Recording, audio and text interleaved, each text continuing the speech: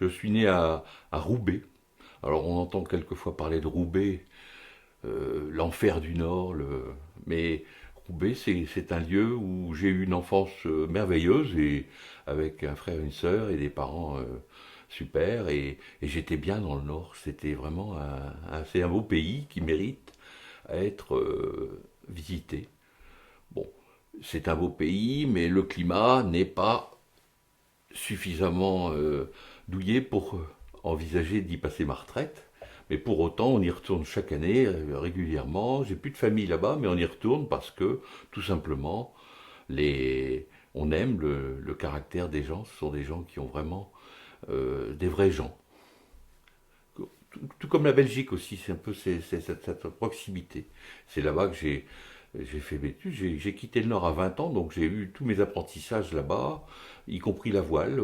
J'ai découvert la voile pour les gens qui connaissent un peu le Nord, sur la côte d'Opale, qui est une merveilleuse côte qui a aussi beaucoup de charme, quelquefois sous la pluie, mais aussi beaucoup de charme avec ses caps, le cap Griné, le cap Blanc-Nez et ses plages.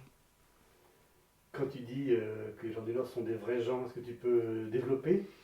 Ben, ça fait partie du caractère qui m'est resté, c'est-à-dire que ce sont des gens, vous rentrez quelque part, vous arrivez chez eux, on vous reçoit et on vous accueille aussitôt, ce sens de l'hospitalité qui n'est pas toujours évident dans les autres pays où l'approche est plus difficile. Dans le Nord, souvent, on vous tutoie très rapidement, mais aussi on aime vraiment parler, et écouter les gens et s'occuper d'eux. Donc, ce que j'ai vécu dans un deuxième temps en Bretagne, le breton était beaucoup plus difficile d'accès, à approcher. Ce sont des gens merveilleux aussi, mais c'était plus difficile.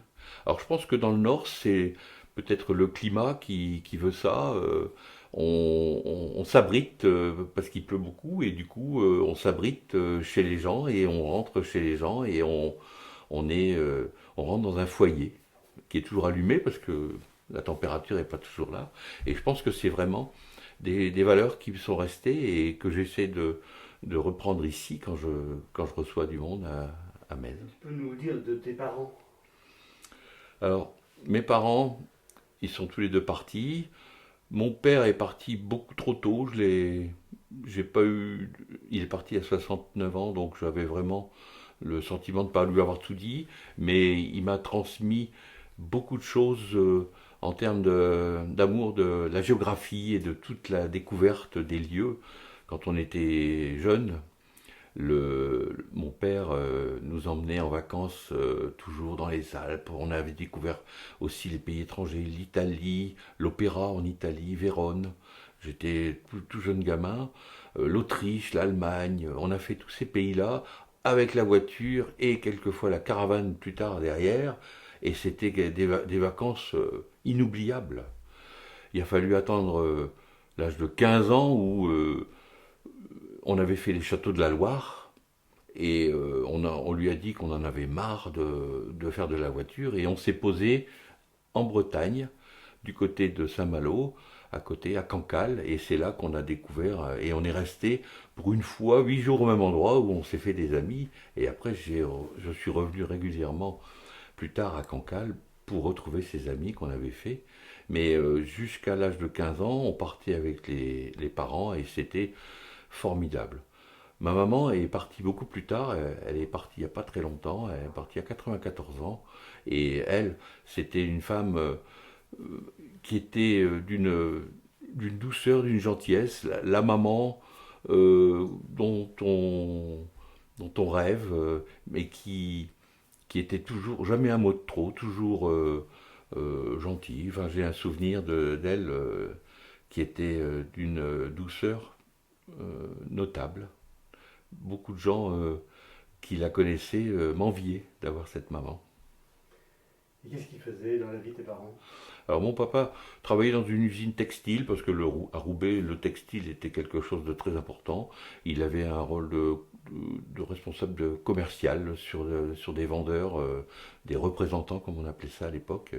Et donc c'est ce qui lui permettait d'avoir cette envie d'aller visiter un petit peu partout parce qu'on allait souvent chez des amis qui étaient des vendeurs dans les régions et on se retrouvait comme ça à découvrir. J'ai découvert la France notamment grâce à ça. On allait voir des représentants qui étaient devenus des amis et il a fait une carrière euh, disons d'autodidacte. Il avait le brevet à l'époque, ça s'appelait, et il a après monté pour devenir cadre et il a fait un métier super. Tandis que ma maman, elle l'a connu, à l'époque ça s'appelait la JOC.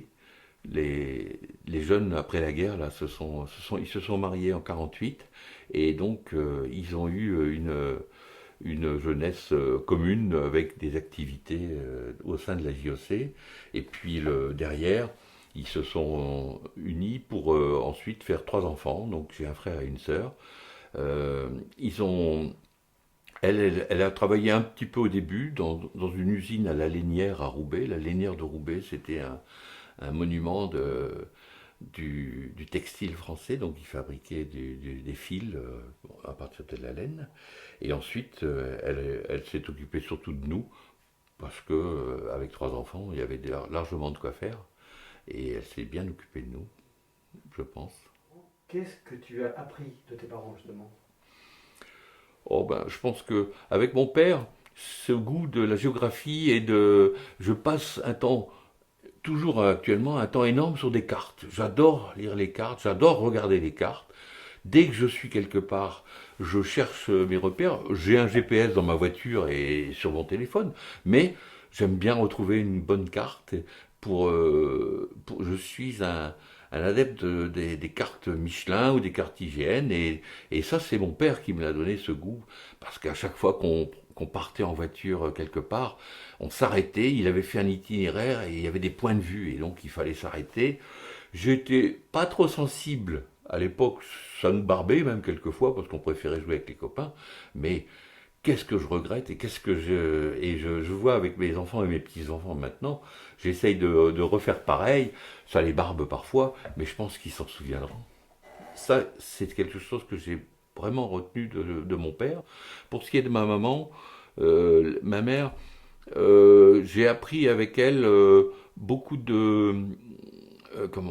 à être économe. Elle est d'une génération, elle est née en 19, donc elle est d'une génération qui ont vécu une jeunesse très difficile, juste après la guerre de 14, la crise de 29, puis après on est rentré à peine sorti de la crise dans la Deuxième Guerre mondiale. Ça veut dire que jusque dans les années 48 où elle s'est mariée, elle a toujours été très ses budgets étaient très serrés, elle cherchait toujours à faire le, le maximum avec un minimum de choses, et ça, c'est un apprentissage qui aujourd'hui me sert encore, qui peut être vu par certains comme un défaut, parce que euh, je récupère, je refais, je retape, je bricole, mais c'est en cuisine, j'adore euh, j'adore cuisiner, ça fait partie des choses qu'elle m'a appris, mais surtout, j'adore, avec trois fois rien, ce qu'il y a dans le frigo, essayer de faire quelque chose de différent et de surprenant. Parce que tout le monde sait cuire des patates à l'eau, mais faire en sorte, dans le Nord, la pomme de terre, c'est quelque chose de fort. Parce que c'est le plat principal derrière qu'on sert à tous les repas. Et ben la pomme de terre, on peut l'accommoder de mille et une façons, et c'est vrai que c'est un plaisir. Et ça fait partie des choses qu'elle m'a transmises. Ben, le respect, tout simplement, des choses. Quand je vais au marché en ce moment, si j'achète des radis ou des carottes, je fais avec les fans ou avec les fans de carottes quelque chose, un pesto, une soupe ou bien ou des lentilles et je remplace les épinards, les feuilles d'épinards par les feuilles de radis, et c'est délicieux et on se régale. tout autant, parce qu'on jette pas. Quel enfant tu étais, toi? Alors j'étais au milieu, j'avais une sœur aînée et un frère. Alors moi je vais essayer de pas dire trop de mal de moi, mais c'est vrai que il y a des fois mon frère, le petit dernier, il a subi un petit peu comme c'était le petit dernier qui était le préféré évidemment, bah, du coup je l'ai bien taquiné, je suis très taquin. J'ai beaucoup et ma sœur aînée, bah, elle a aussi. Par contre, bah, j'étais, étant le deuxième, bon, bah, et l'aîné des garçons, bah, j'étais le grand qui a déjà commencé à transmettre un peu à mon frère, avec qui j'ai eu d'excellents rapports malgré tout, mais j'aimais bien l'embêter, le taquiner, lui, le- faire les choses avant lui, être le premier, quoi, hein, le premier, l'aîné des garçons. Et justement, quels étaient tes rapports avec ta fratrie en général? Oh bah ils étaient excellents, on s'est entendus. Il a fallu, après notre séparation, on est parti chacun de notre côté sur des lieux différents avec nos compagnes. Et c'est ça qui nous a séparés, parce que pendant mes 20 premières années dans le Nord, on était toujours ensemble et ça se passait très bien et on a eu d'excellents rapports. Aujourd'hui, bah, c'est plus espacé parce que lui il est parti, il est resté du côté de Poitiers, ma sœur est partie sur La Roche-sur-Yon et moi, bon, bah, je suis à Metz, donc on ne se voit pas tous les jours, ça c'est clair. Mais on se revoit de temps en temps. Est-ce que tu peux nous raconter un souvenir particulier qui t'aurait marqué de ton enfance? Ouais. J'ai un souvenir particulier qui m'a marqué. C'était au cours des vacances qu'on prenait chaque année avec mes parents. On était allé en Corse. Et donc là, c'était quelque chose d'assez extraordinaire pour nous, parce qu'à l'époque, c'était dans les années 60, la Corse, ça faisait rêver. Ça devait être en 69, je devrais même le savoir. En 69, donc j'avais 13 ans. Et comme toujours avec mon père, on visitait tout, donc Bastia, Calvi, etc., Ajaccio, et puis on faisait toutes les endroits tous les jours, on restait jamais au même endroit, il fallait tout le temps bouger, etc. Et on était arrivé à Corté, et on en avait marre, les visites, les sites, les points de vue, on commençait, il faisait chaud, on était dans les voitures à l'époque, on avait la Panhard, ça faisait. Et on avait donc envie, nous, de mer et de rester sur place et de rester avec notre camping, en camping certes, mais au même endroit. Et puis bah, le père nous dit, bon bah j'ai compris, je vous ai compris, comme dirait De Gaulle, et il nous a dit, bon bah j'ai regardé la carte, et j'ai trouvé un petit coin du côté de Solenzara, et on va aller vers Porto Vecchio, et on va s'arrêter à Solenzara. Et on est descendu, tranquillement, de Corté vers Solenzara, et un petit peu avant Solenzara, on est tombé sur une plage, et là, on ne pouvait plus de chaleur et on lui dit, arrête-toi, on va aller se baigner, on va aller se baigner. Manque de peau, sur cette côte particulièrement, que je ne connaissais pas, puisque j'avais 13 ans, la pente c'est assez raide. C'est pas comme ici à Metz où on se retrouve avec une pente très douce. Et on sortait de 3 heures de voiture où on avait fait une chaleur pas possible après-midi. J'ai plongé dans l'eau comme ça et je suis pas remonté. Je suis pas remonté, j'ai fait. Les parents étaient à peine installés sur la plage, je suis pas remonté, mon frère était à côté, etc. Et puis ma maman, qui était très attentive, elle a commencé à voir que je revenais pas. J'ai fait donc ce qu'on appelle une hydrocution et je remontais pas. Elle a commencé à crier, à appeler au secours. Mon fils, il sort pas de l'eau. Faites quelque chose. Et là, un maître nageur, enfin un type assez sportif est venu à plonger, mais pas très loin parce qu'en fait ça descendait très raide, de façon très raide. Il m'a retrouvé et il m'a ressorti de l'eau. Et là, il s'est passé quelque chose. Mon premier baiser avec une doctoresse anglaise qui était sur la plage en vacances et qui m'a fait un bouche à bouche on m'a raconté, parce que moi j'étais inconscient. Et le bouche à bouche terminé, je suis parti en urgence à Porto Vecchio chez un médecin qui, ne pouvant rien faire, a appelé l'hélicoptère de la base militaire de Solenzara. Et j'ai eu, après mon premier baiser, eu mon premier vol en hélicoptère, donc baptême de l'air. J'étais un petit peu conscient là cette fois-ci, je me souviens vaguement des militaires qui étaient tous dans leur... Et ils m'ont amené en hélicoptère jusqu'à Bastia, où j'ai passé 4-5 jours pour me remettre. Et une fois sorti de cet épisode dont je n'ai le souvenir que ce qu'on m'a raconté, ben j'ai replongé comme avant et j'ai jamais eu peur de l'eau. La preuve, c'est que je me baigne tous les jours à Metz. Alors, ce qui est pour l'anecdote amusant, encore une anecdote, c'est que les journalistes étant avides de faire un article, et je l'ai encore, mais je ne sais pas où, avaient fait un article, ils avaient interviewé le médecin de Porto Vecchio qui m'avait soigné, et ils avaient fait un article, le jeune Deleu est mort victime d'une hydrocution. Et j'ai donc dans un journal qui m'annonce la mort, comme que je suis décédé. Donc c'est un souvenir que je raconte avec plaisir parce que je m'en suis tiré finalement. Et donc c'est un beau souvenir. En fait, c'est lié aux merveilleuses vacances qu'on avait et qu'on passait avec les parents. Quand tu étais enfant, quels étaient tes rêves?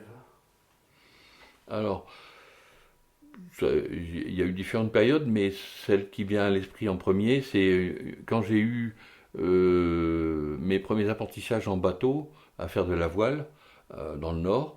Mon premier souhait quand j'ai eu terminé mon premier cycle de formation qui était donc j'ai obtenu un bac technique, ça a été l'envie de partir en Bretagne pour aller faire du bateau et d'en vivre. C'était à l'époque où Tabarly était au sommet de sa gloire, Alain Colas, les grands marins, les grands navigateurs, et j'avais qu'une envie, moi, c'était de partir faire un tour du monde. Le problème, c'est que bon, on n'en vit pas tout ça, et donc je me suis heurté à la réalité, et mon rêve s'est envolé une fois que j'ai fondé une famille en me mariant. Durant ta scolarité, quel élève tu étais? Oh, je n'étais pas très brillant, j'étais plutôt un élève moyen. En primaire, oui, ça a été. Au secondaire, il s'est passé même un truc, c'est qu'à la fin du secondaire, il- les enseignants dans l'école où j'étais m'avaient dit, bon, on va pas l'inscrire au BEPC parce qu'il va pas l'avoir. Et puis finalement, ma maman qui y tenait, elle m'a inscrit à titre, comment on appelle ça, individuel, quoi. Et je l'ai passé et je l'ai eu. Bon, alors, pour ne pas perdre la face, ils ont répondu, oui, mais il a eu la chance, quoi. Bon.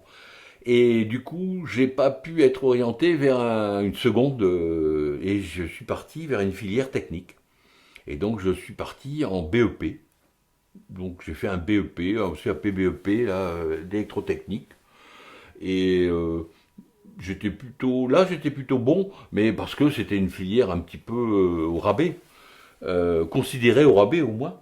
Mais bon, j'ai eu des rencontres avec des profs qui étaient assez intéressants, des vrais transmetteurs, des gens qui m'ont donné l'envie et du coup, à la fin de ce BEP des 2 ans, ils m'ont proposé retourner dans le circuit traditionnel et refaire une première. Donc j'ai fait un bac au lieu de 3 ans, j'ai fait mon bac en 4 ans. Et là, par contre, n'étant pas l'élève brillant que j'aurais pu être, je me suis arrêté là. Avec mes rêves de voile et de tour du monde, j'avais qu'une envie, c'était d'arrêter l'école, parce que j'étais déjà assez âgé, puisque j'avais fait un bac en 4 ans et j'avais déjà redoublé avant. Donc, résultat, j'avais 18-19 ans quand j'ai eu mon bac. Et donc, il était temps, j'ai arrêté. Est-ce que tu peux nous rappeler le métier dont tu rêvais de faire quand tu étais enfant? Je pense que c'est peut-être pas exactement celui que j'ai fait, mais disons que à la base j'avais un oncle qui était qui m'avait passionné, qui m'a servi beaucoup de modèle. Et c'était quelqu'un qui nous racontait l'arrivée de la télévision. Et donc il tenait un magasin de télévision et il nous racontait dans les années 45-50, là c'était les tout débuts, il mettait le vieux téléviseur sur le vélo pour aller installer, réparer, etc. Donc, et j'ai découvert un petit peu toutes ces techniques-là en récupérant des vieilles télés dans mon grenier quand j'étais gamin et en essayant de bricoler. Alors il se passait pas grand-chose mais bon, on avait l'impression de faire des choses et j'ai fabriqué mon premier amplificateur avec des lampes. Pour ceux qui connaissent le sujet, là, avec des EL34, et c'était un ampli, on était content d'avoir 100 watts. Bon, maintenant, ça fait sourire, mais j'avais 100 watts dans mon grenier, on avait bricolé ça, et ça, on avait fait de nous-mêmes. Et cette passion, tout ça, ça s'est passé pendant que j'étais au collège, donc avant que je ne fasse des études. Et finalement, derrière, j'étais moins dans l'électronique, plutôt dans l'électrotechnique, mais c'est le métier que j'ai fait. Par contre, ma carrière chez Schneider s'est plutôt déroulée plus dans le domaine du marketing et du commerce que dans la technique pure. Mais par contre, les 10 années que j'ai passées en tant qu'opérationnel dans une usine m'ont énormément servi. C'est ce qu'on reproche d'ailleurs à la plupart des jeunes qui sortent d'école et qui partent directement dans des fonctions marketing ou commerciales sans avoir ce passé. Moi, ça m'a servi parce qu'à chaque fois, quand je discutais avec des clients, ben, je connaissais leur métier parce que je l'avais pratiqué pendant 10 ou 15 ans avant. Et donc, je pense avoir fait le métier dont je rêvais.